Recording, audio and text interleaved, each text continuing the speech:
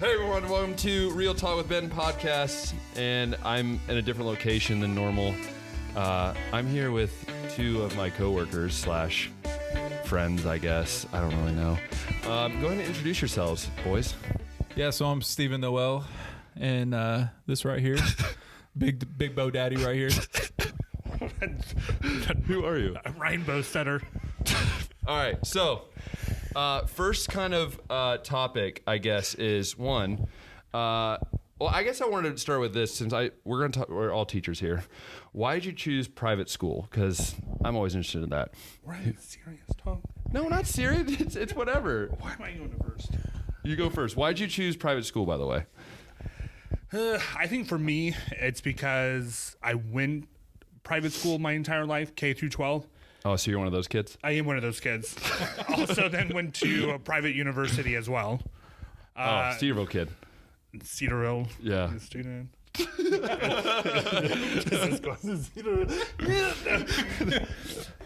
No, I think for me, it was just the teachers that made the big difference in my life in private education.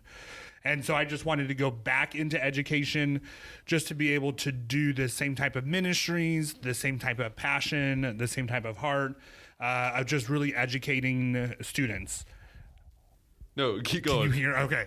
And so that was why I chose a private education. So much more of the relationship and being able to have partnerships with families, with students. And a lot of times at public schools, you may not have those same opportunities. That's true.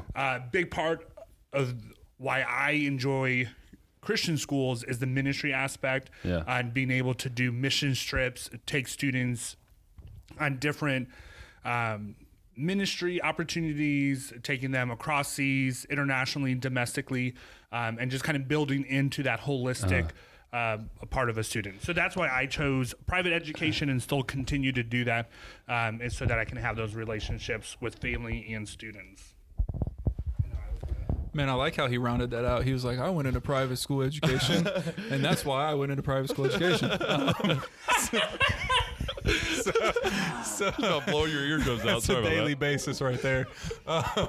So I actually chose private school because, I mean, the paycheck is so high that can't even it was straight face. So no, I actually went to public school up through 6th grade. One of those. I didn't get kicked out of One there. Of those kids. We'll get to the kicked out part in a second. My parents sent me to Springfield Christian when I was in 7th grade. One of those kids. Yeah, I was troubled. No, I'm just they said for the education they wanted it to be better, and so it had nothing to do with the faith aspect. So I ended up going to. I went to Springfield Christian for 2 years, went to Dayton Christian for 2 years, and went to. You guys are traveling. I went to Emmanuel for 2 years. So the irony is that I never stay in one spot for too long. So shocker. Wink, wink. All right, no, I'm playing. No, so when I went to college, I actually went to Cedarville. And then you made stupid mistakes, right? And no, I didn't make stupid mistakes. I mean, everybody skips class, just not as much as I did. I skipped quite a bit. Learned some lessons. I did. I remember my freshman year, I think I ended up passing like 3 classes out of. Oh, geez. Out of, was it 8 or 9? That's awful. So they wanted you to go to class I didn't understand.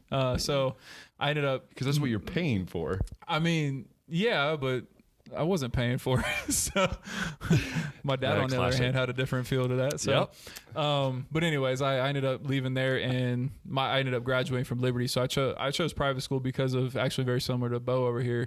The relationships that I had with coaches or teachers. Yeah, I realized that in a private school, it's a whole lot different. You not only get to know kids, emotionally, but you also get to know them spiritually. You get to guide them, you get to lead them. It's a bigger responsibility in some ways because, I mean, at the end of the day, academic will be academic, but, spiritual, you're talking eternity. So I think, no pressure at all. So for me, relationships, but also the things you can do outside the classroom instead of just being in a room or being on a floor, for basketball court, you take it to another level. And that's why I chose private school education.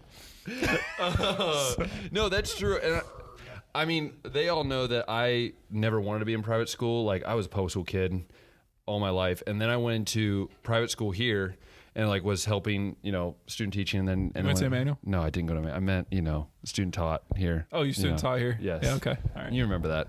Those were the days. Was that last week? That was last year. Okay. Last fall. Legit last year.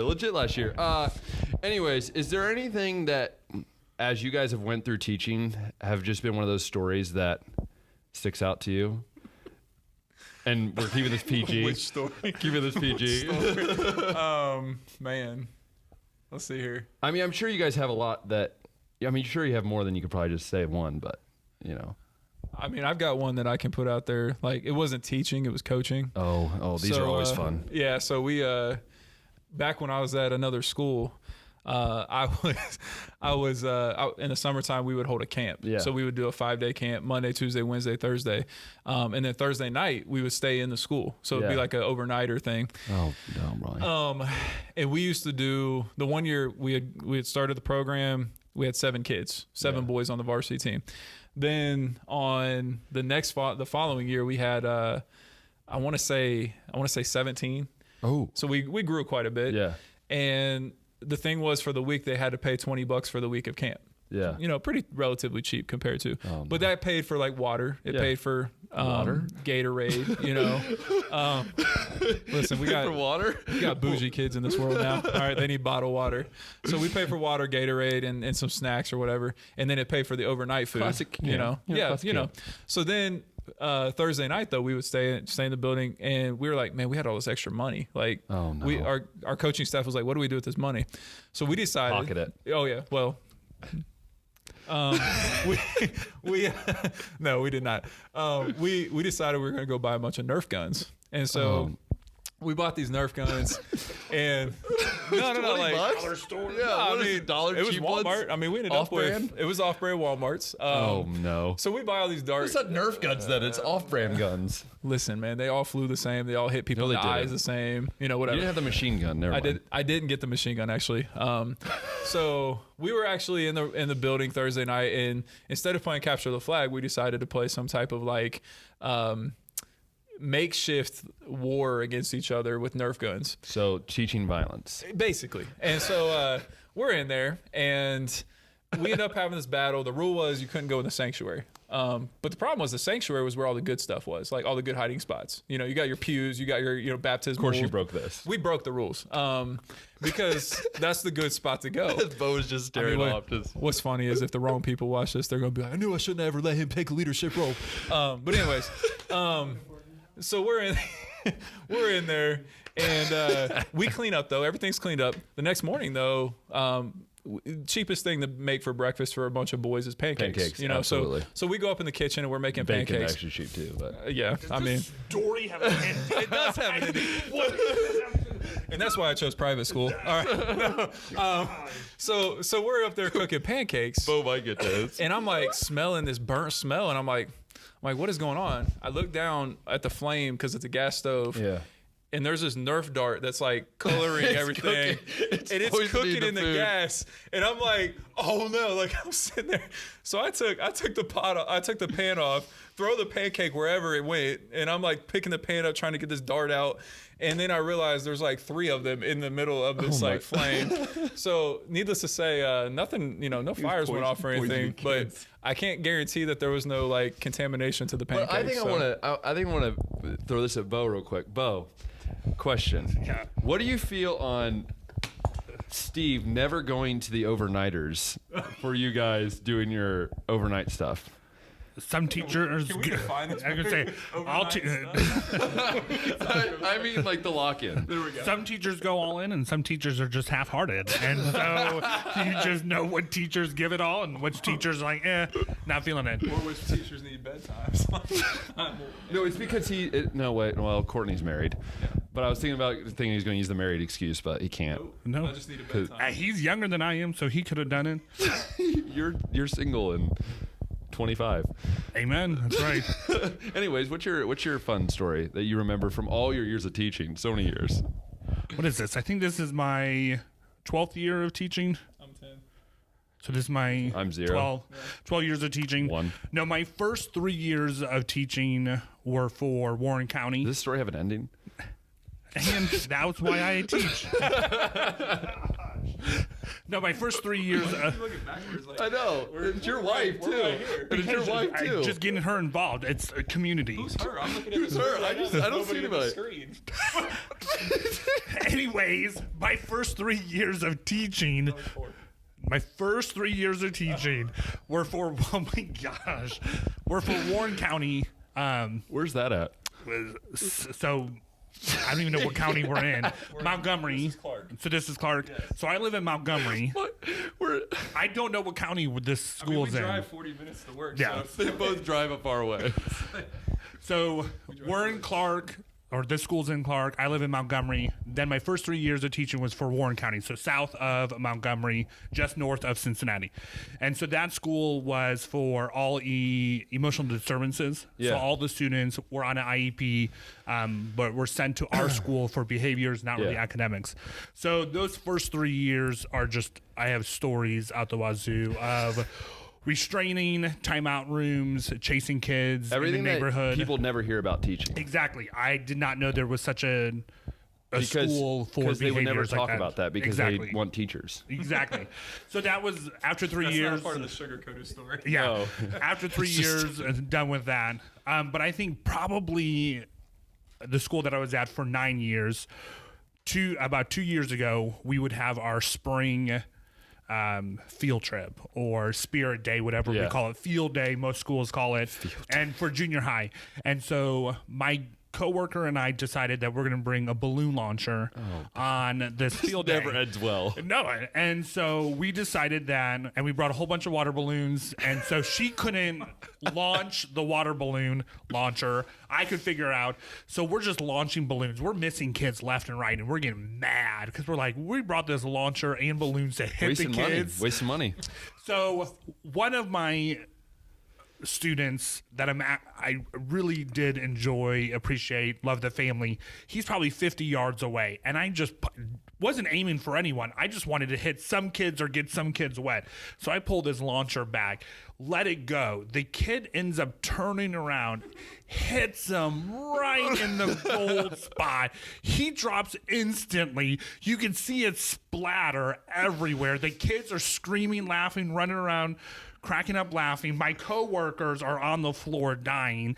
So I finally follow this because I feel awful. Follow the kid into the restroom, and he's just on the floor crying.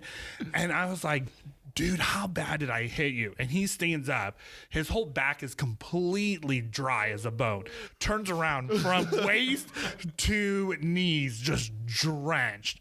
So then, again, luckily have a good relationship with the family. Call up mom and like, hey mom, and just explain the whole story to her. Well, she's wheezing laughing because she thought it was hysterical. So that was probably my best moment as a teacher, which sounds weird, but just to see that reaction over and over again, that a teacher actually wailed on a kid. So yeah, we do have those moments as teachers. I can see That's why I teach. That's why we chose private school. I think it's funny because I think when you're a teacher, it's like, I think in any other job, it's there's not really amazing stories, at least from my friends and my dad and stuff like that. But then when you get in teaching, you could write a book, legit, on every story known to man. Ben's book will be at second grade level, just for everybody on the record. Okay. Oh, everyone knows that. Everyone knows I literally don't like anybody above 6th grade. I just prefer pictures. So if you can draw, let me know. I'll give you some book material. But thank you. No, my question is though for, I guess, Steve, more or less. Okay. What's it like working with this man next to you? What I know that there's a great relationship you guys have in the whole, I guess, middle school, but specifically these two. That's a fake. That's a Facebook thing. It's interesting because where I've been, so this is my third private school. My friends Again, he moves around. I was gonna say my friends like to joke that I'm taking the Dayton area tour of Christian schools. So And what's weird is I had an offer to go to Legacy next year or last year. Oh my goodness. It would have been this year. That would have covered literally all of them. I would have had a Troy left though too. Oh, you so, had Troy. Yeah. Well, anyways, that's top tier right there. You know, I I might not get there, but no. Anyways, we had like the cool part is This is wife's laughing. why do we keep looking backward? There's nothing back here, but there's nothing back. I'm looking at the screen. There's nothing back here. No. I mean, she wants to be on. You can always invite her. Who is her? Who are you talking about? Oh my gosh, just finish the story.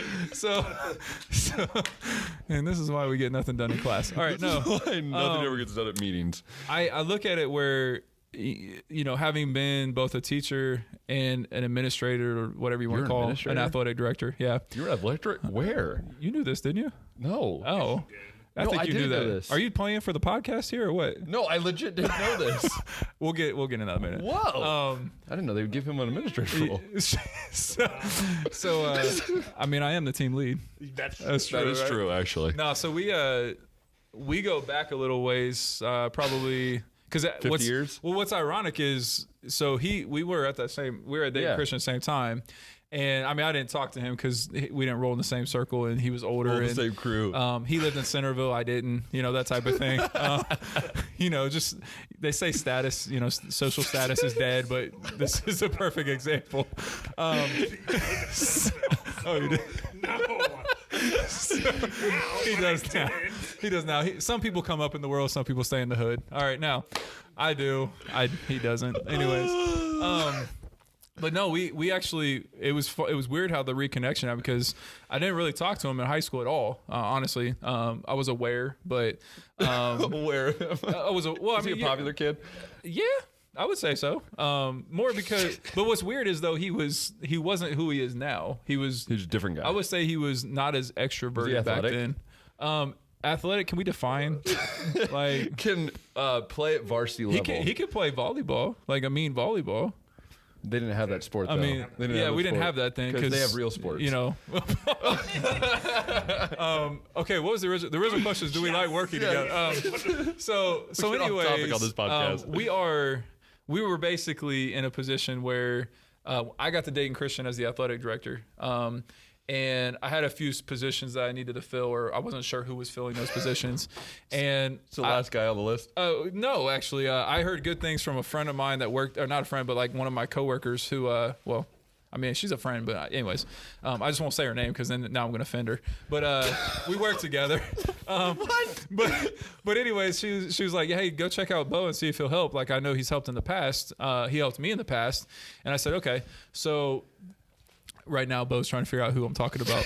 So, legit is trying to figure it out. I go and I run it by him, and then that's how I actually met Courtney too. Yeah. And so they were up in the middle school, Courtney was middle school too, right? So middle school wing of the school, and I went and asked them, and you know they were more than gracious to come help out. And what's weird is like I brought somebody with me to Dayton Christian from the school I was at to be my assistant, and it's so crazy because like that's what I love about making so many stops is how you connect and reconnect and all that stuff. Pick people up too. So he ended up coaching volleyball for me, and then along with Courtney, and then I left after a couple years there and went up here. I had a brief stop somewhere, but then I came up here.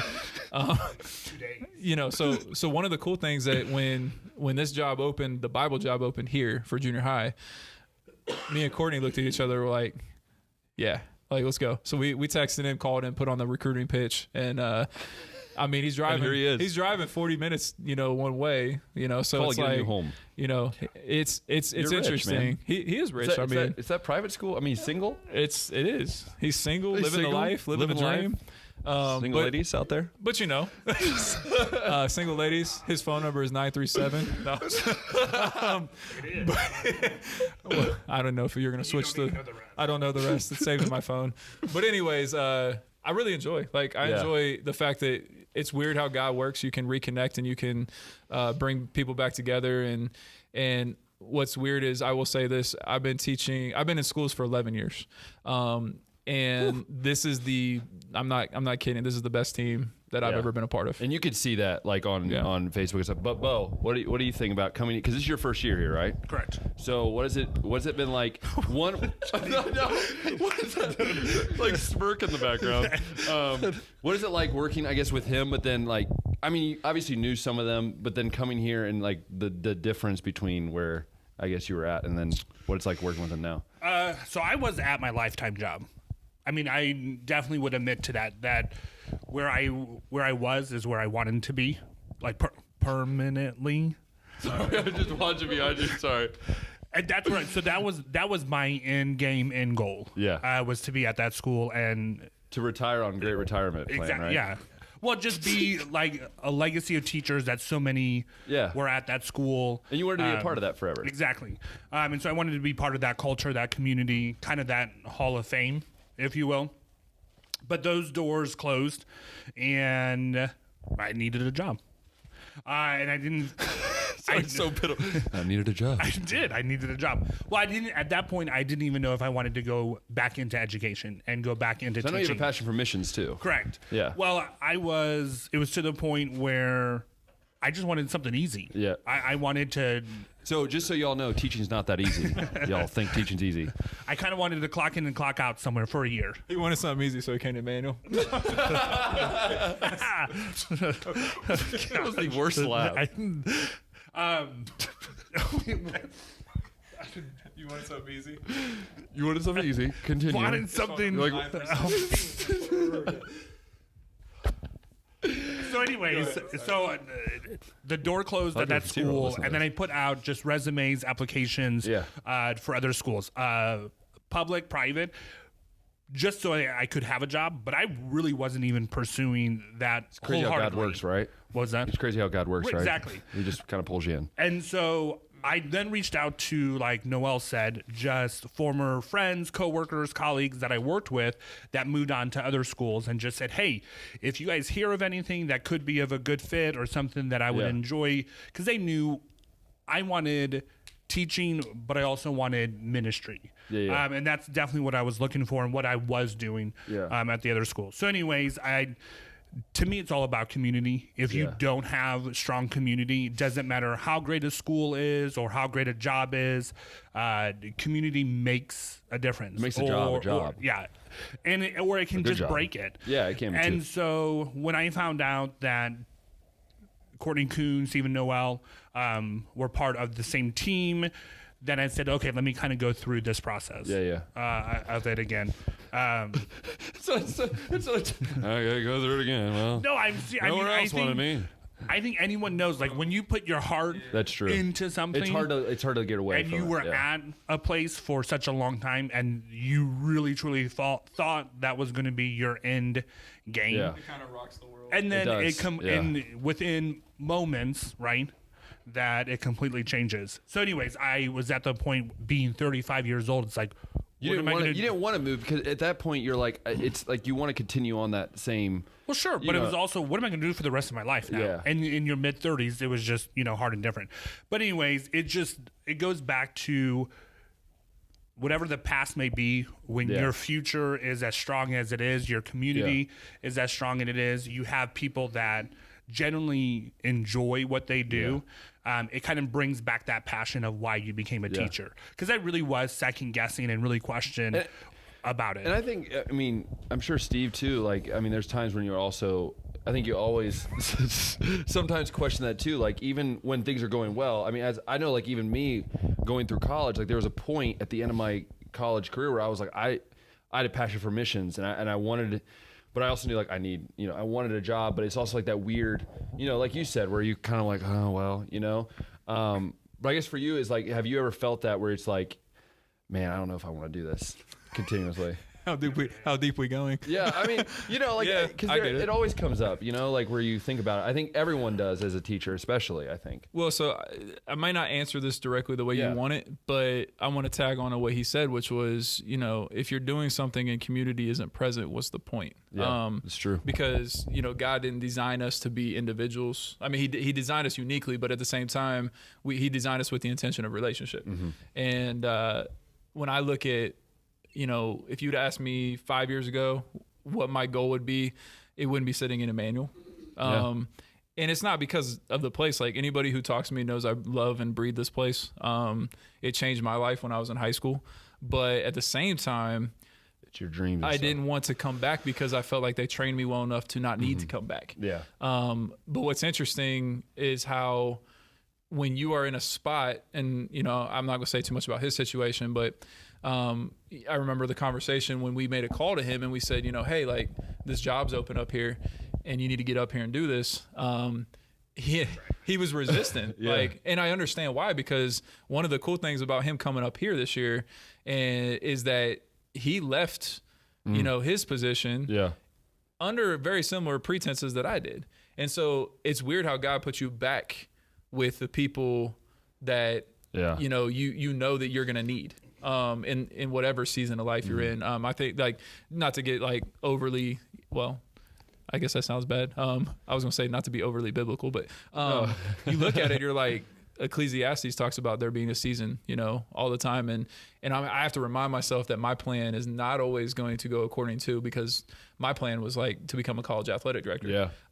And, you know, I was working my way there, but then also, no, I'm just kidding. I'm not there. But what I will say is, you know, people get so focused on the ladder and they forget that, like, the ladder is great and all, but it can be a lonely spot. Yeah. And if you lose the people along the way that, you know, kind of gathered, then what was the point of, you know, doing it at all? Yeah. So I think one of the things to remember is, in those moments of resistance to what God has for us, like, it's awesome when the people around you remind you of, yo, this is why you do what you do. Yeah. This is why, you know, you're going to keep going. This is why you're going to be, who God intended you to be, is because we're going to get you there. We're going to help you. We're going to carry you. So I think that was the biggest lesson I've taken from him coming up here, was, I mean, where we were at, it was hard. I'm going to be honest with you. Like, just a lot going on and a lot of different things. And you so have to find the right place where God wants you to. Yeah. And it changes though. It does. And that's the thing people forget, is it changes. And like, I mean, it's like, even like, you know, I talk to you guys a lot about too, like with me going to the mission field, it's like, you know, I get people all the time, they're like, you're 24, almost 24. Like, why are you, you know, getting up and moving? And I think that's the same thing like I was feeling too, is like, it's just where God has me at this time. And I know you have a passion for missions, and I know, well, I mean, you have the idea for God, not in a bad way. Hey, I have, but you're in a different, like, you're not one like me and him that would want to go overseas, right? Necessarily. Yeah. So you're more of like in country, stay in the country, do what you can here. But what about your wife though? That's my question. My wife, does she want to go overseas? She does. So how does that work out? I'm just interested there. Well, I think you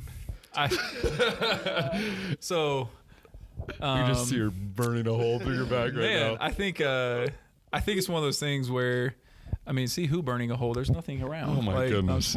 Gosh. No, I think for me, it's always been about, like, I have a friend who's in Djibouti. Yeah. He's in Africa already. He's been in Sudan. It's also the person too. Well, I think it's the heart. Like, for me, gotta put your own heart. I live in Dayton. I live in the city. And if you know about anything about Dayton, I see a lot. Yeah. We have homeless people right across from on the corner across from us a lot of times. And I look at it and I think everybody has a passion. I try to refrain from using the word calling, because I feel like, no, I agree. I understand that. But I look at him and I say, like, I told Joey, I said, you know, if you want to go overseas, go with Ryan, like, go with Courtney. Come to Hungary. You know, don't go with Ben, go with them. Okay. But we need sports people. But that's where, you know, with her passion, I mean, her passion is younger kids, right? Yeah. And so for me, when I look at her situation, I'm like, you know, hey, he deals with orphanages. You know, UNIFA, there's your plug. You know, where can you find that, by the way? Yeah, where can we find UNIFA? www.unifa.org. Did you say How you spell UNIFA? UNAFAA. What's double A? UNAFAA. There you go. .org. All right. Anyways, continue. But no, I'm of the notion of the belief, not notion of the belief that the notion. Yeah. People have different passions, and that's directly from God. I think it's one of those things where, for me, my passion is the city, and oftentimes it's whatever city I'm in. But I also look at it from the perspective of he's so dumb. You guys should have seen the prance he just did trying to reset this camera.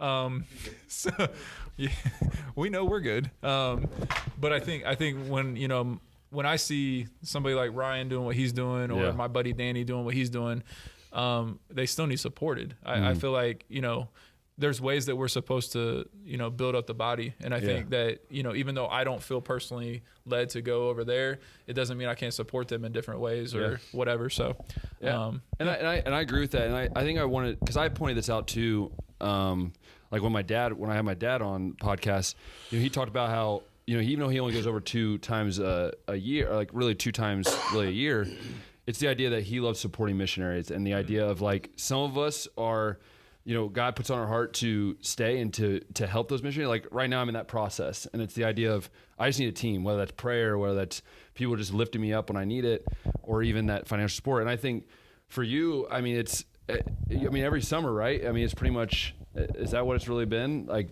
every summer really, while you've been teaching, to go overseas?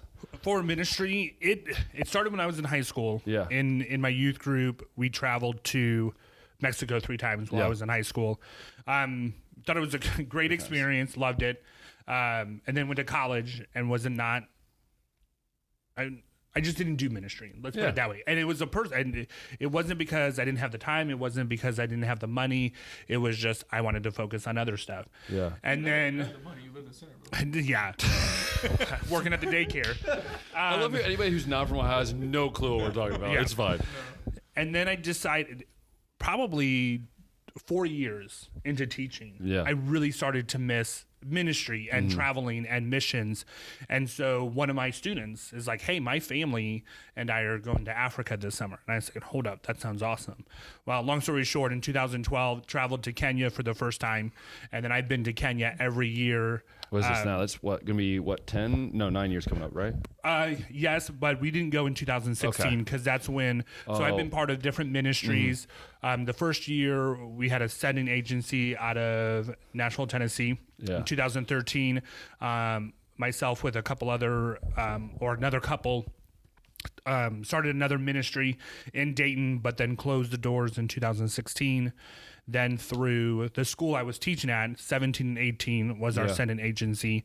And then I felt like if I'm going to continue doing this, let's be more purposeful. Let's be more intentional. So then in 2018, founded and started our now current ministry, UNAFA International, which is a Swahili word for you matter.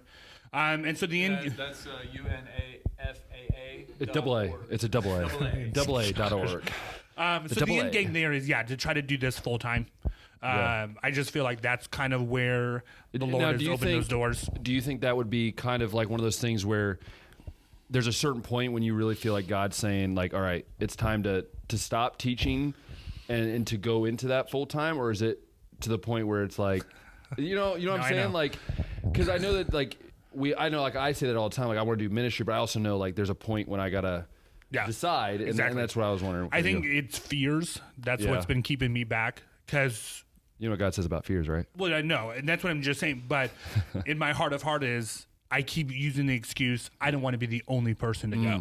I don't want to be the only American in a county, a city, a province, almost essentially a country where you're the only American. You're really the only person speaking English. You're the only white-skinned person you'll see, for miles. Yeah, exactly. And so I think it's been that part that says, where I just tell, God's not telling me to go or to do. Yeah. And that's where I felt like in 2018, God was just really pushing on my heart and saying, you've done this now for 6 years. Enough is enough. Stop being a wimp. Being a wimp. I don't know. I think a new word of the day. Yeah. I'll put that right there in the description. Being a wimp and just being weak and just saying, are you willing to step out in faith and actually do something big? Because the orphan crisis is no joking matter. That's it's ridiculous that in one country there's over 3 million of orphans. And then you have the street children. Then you have human trafficking. You have tribal war and conflict. I mean, it is... People, I never knew what poverty was until I had to go to a third world country. I thought poor here in Ohio or Dayton or the United States is pretty dramatic. When you're trying to survive off of less than $2 a day, when you hear stories of kids, eating pebbles and rocks because they're just hungry, and rocks and pebbles is going to fill up their stomach, and that's going to be their food to get them by. And there's just stories, and it. Yeah, and I think too, like, because I know that from going to Hungary for the last 6 years, and you're right, you see it, and it's like what I said when I was a high schooler when I started going.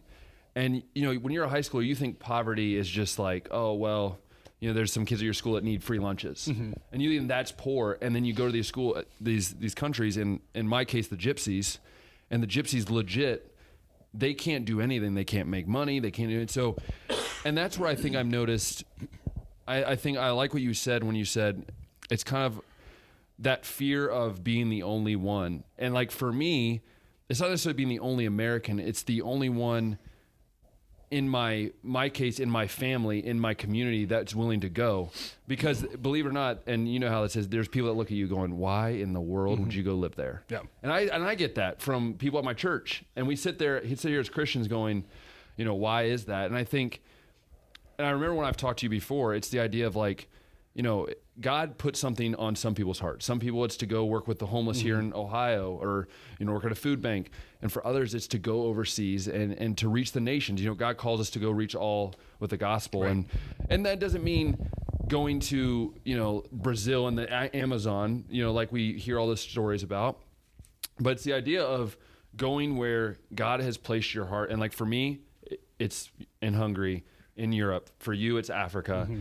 And for you, it's even Ohio. And it's the idea of like, I think so many times as Christians, we get lost in the sense that we need just to do everything over and beyond. Mm-hmm. We need to make this big spectacle of everything. Where for me, it's like, if no one knew I was going to Hungary and it was just like my family, then I'd be fine with that. But I think so many times we see all these, like, I'm going to do some amazing things. And I've always said that. And every time I say that, I end up getting broken down. And like, God's like, hey, calm down. But, and I think that's good. And with your, organization now, how many teams do you have going every year, or every summer, I should say? Yeah. So last year, 2019, the summer as a teacher, that's when my free time is. So last year we sent our first team in 2019.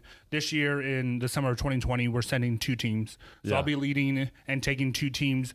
We have team members from California, Alabama, Texas, that meet up with us and travel together. There's been team members that have been doing it for 8-9 years.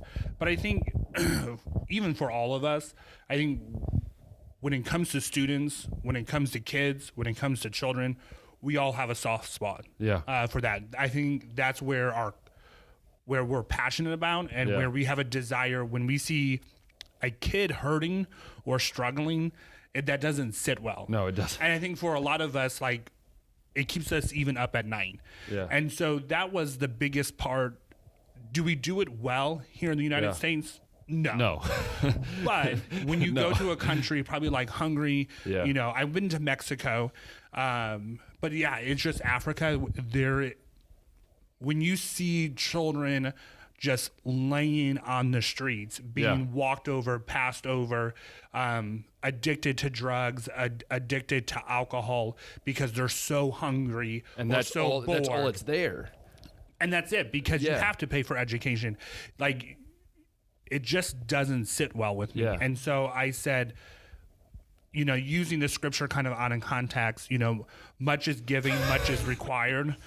Don't recommend that. Well, no, but I mean, but it's just Bible. You teach Bible?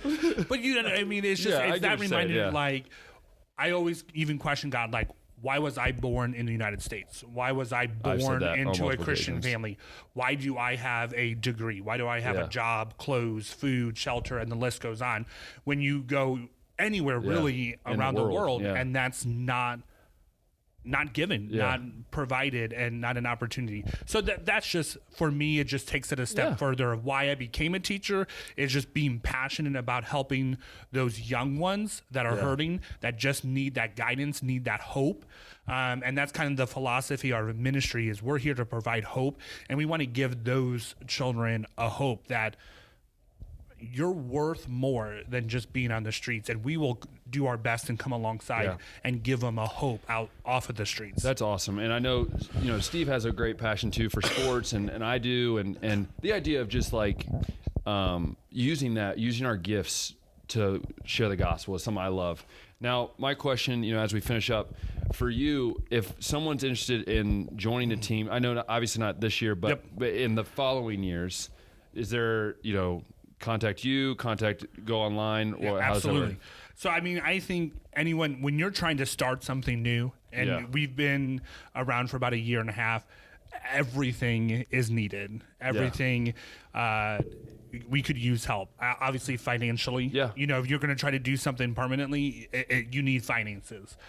So that's always a big need. So they can support online then, I'm guessing. Absolutely. Yeah. Support online. That's UNAFAA.org.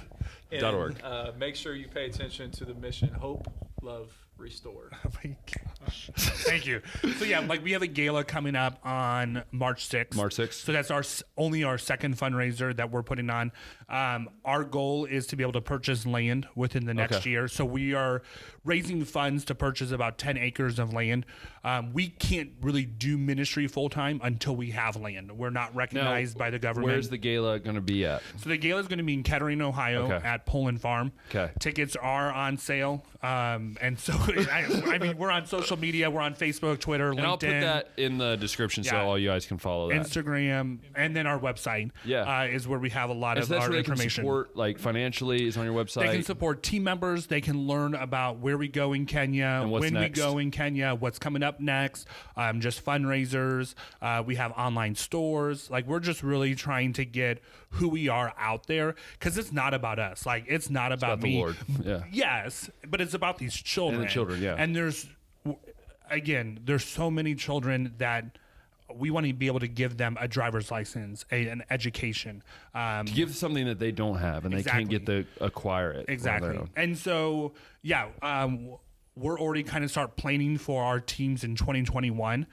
Those applications are not up. But so if you're interested, let us know. Especially, adults, professionals.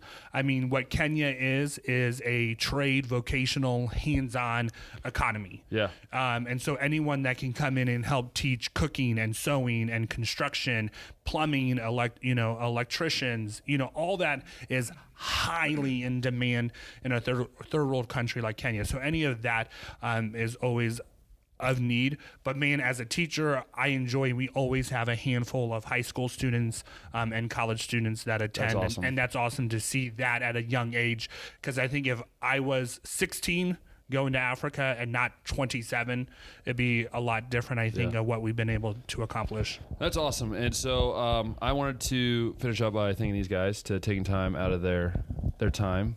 Thanks, Steve. Time out of our time. Time out of your time. On a Friday after school. By the way, that's another thing. I just want to point out, this guy completely was like, oh, I don't want to stay after school. I got so much to do this weekend. Dude, it's Friday. You don't do anything. You're single by yourself in Centerville. In Centerville. You probably have stuff ordered to your house, don't you? We have a team meetings. I'm always going. Do you now? I do. He's reaching for something. This is weird. But anyways. No. So, he was complaining that it was too long. What is this? Well, I teased everybody. You keep bringing up he's single and he's ready to mingle. And listen, if you need to get in contact for UNAFA, remember, specifically UNAFAA.org. What are you looking at? I don't understand. You're staring off. Because I feel like she's got my back. Who is she? There's nobody on the screen. Who are we talking about?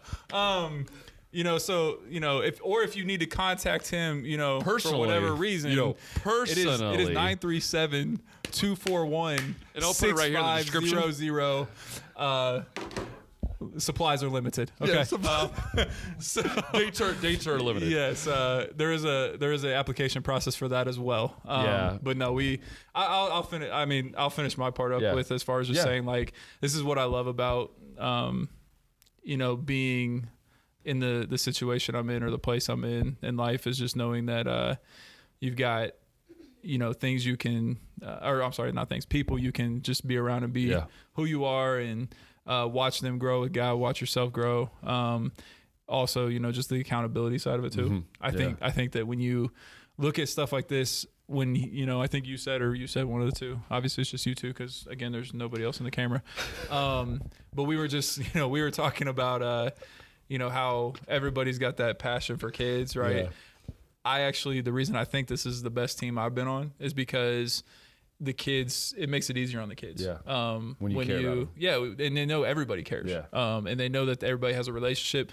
If one thing happens with one person, the other person is going to know, not in a way that's like, gossipy, but it's like, hey, looking out, like, how can I be there for you, whatever. So, that's the cool thing. And, I feel like we did a good job of, including student teachers on that too at some points.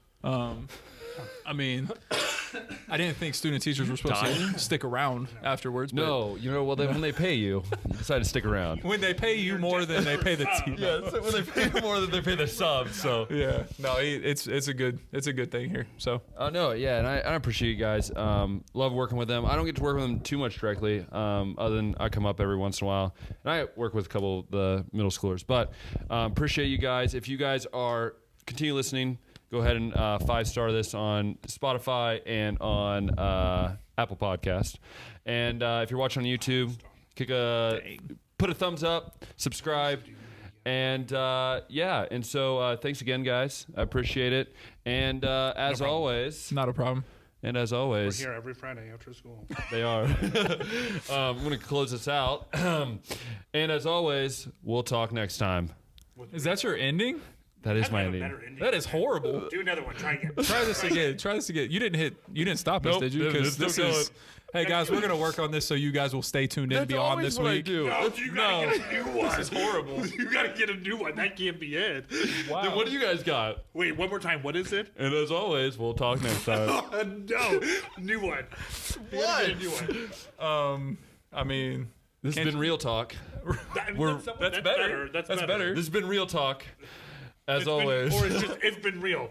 Peace. It's been real. All right, we'll try this. Here we go. Later. See ya. It's been real on Real Talk with Ben. That's better. That's better. That was good. That is better. All right, so we can actually. Oh, wait, hold on. I'll close this on this. Okay. It's been real.